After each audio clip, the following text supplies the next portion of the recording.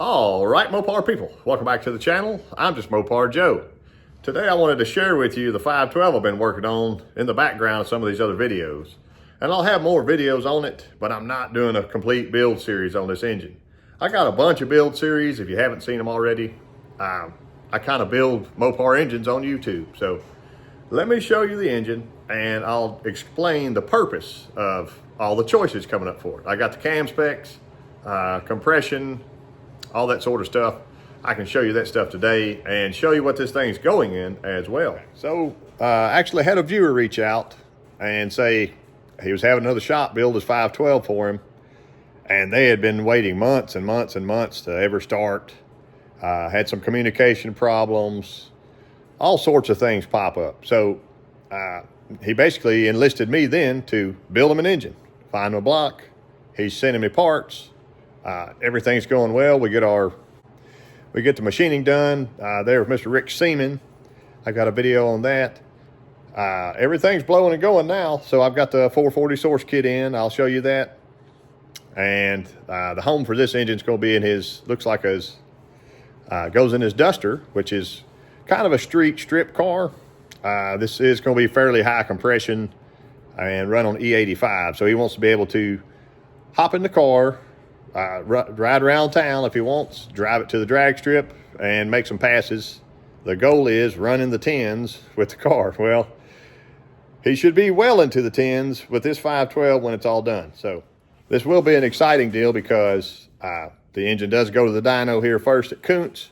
I'll box and crate it up, send it to him. I can actually get some real track results and video, hopefully, after he gets it into the car.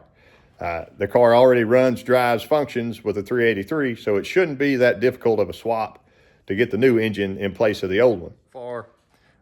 This is a 4 1/4 inch stroke crankshaft, 440 source 512 kit. You'll notice it does have the stud sticking out to do the girdle. So we've been planning that in the entire time. I did drill out the 1/2 inch pickup there. So making that pickup tube work with the girdle and work with the windage tray, I'm going to do a totally separate video on that because it's going to be a fun challenge. And here's our comp solid roller cam. If you want to see the number, I can put a data sheet up here for it. This is a solid roller and it's a little bit conservative. Let me explain why. Best in the light to medium weight car, they want you to have at least 11 to 1. We're going to be about 12.5, 12.6 to 1, somewhere in there. Super street cam or all around bracket cam.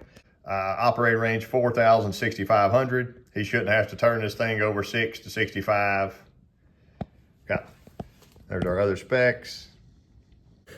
You may have noticed with my other builds, I don't typically over cam engines. And a lot of people say bigger is better, go 750 lift, big as you can go.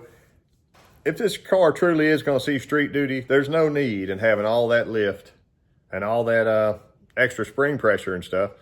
This is nice conservative 651, 650 lift. We're using stock ratio rockers, nothing exotic. Those are the 1.5 Harlands that come with the trickflow 270 heads. Somewhat middle level, I would call solid roller cam.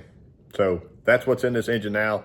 It being a 512 will make the cam feel slightly smaller because it's moving a lot more air with a piston and opening the valves the exact same amount. So something to keep in mind. I think it'll work really nice with this combination, give him lots of low end torque. And it'll be exciting to see what happens on the dyno. I got the appropriate springs matched up for it to put on the trickflow 270 heads. We got new titanium retainers and 10-degree locks to go back on. A lot of people like my KBS video, and they did actually offer a coupon code. If you go back and look in the description of that video, they contacted me the next day and said, hey, please provide this for your viewers. So if you need 15% off, click on that link. It will carry you to their site and give it to you on the way out as you check out. Anyway, so here's the actual bores themselves. The block's been true decked. I did mock up one piston, number one rod, be sure it cleared. I cleared the oil pump boss on the bottom side and also check piston deck clearance once again. So we're about 3 thousandths right now out of the hole, which is nice. We didn't want to go any more than that. He's not going to run a vacuum pump or anything. This block is very similar. It's the exact same stroker kit I have in my 512 68 Barracuda. So here's that piston itself. There we go, icon. The main reason that we chose the 512 over the 500, if you saw my last 500 dyno video, right here, it doesn't take the oil rail supports. It's so much easier and nicer to have your rings separated there. Last time I had to kind of go through and deburr that little chamber there just where the pin slid in. Basically it gives you a little bit shorter rod versus the longer rod, which that longer rod actually hit on the oil pump pickup, and the 500 I had to do some work on that, which was a surprise. 512, a little bit longer skirt, slightly heavier piston, doesn't matter in this situation especially. So it'll give you a little less piston rock in the bore itself, 512 versus a 500. And yeah, nice flat top. He's running E85, so he can have all the compression in the world he wants. And we're going with the trickflow 270 heads. So here's that big, beautiful trickflow 270 head. And that'll be another part of this video, is making the track heat intake. See my ports on here. Making that dude line up and work just right with the 270s. I realize Andy makes an intake. That's not part of the plan for this build. And there's a lot going on behind the scenes. But I, can't share everything in the video. But I have been talking with Mr. Charles Savidio about my game plan for porting this dude. So he's been a super great help. I got a video coming out on all the port work that comes with this. It's going to be fun, I promise. And we're going to do our very best on it. So get ready for that track heat on these 270s, on the 400 low deck, comp cam, 512 stroker. It's all getting ready for the dyno soon. So I appreciate y'all watching.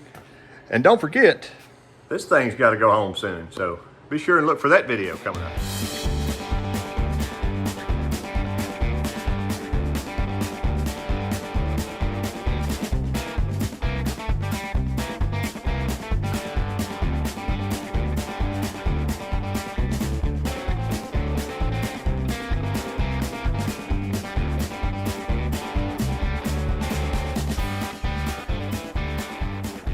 All right, Mopar people.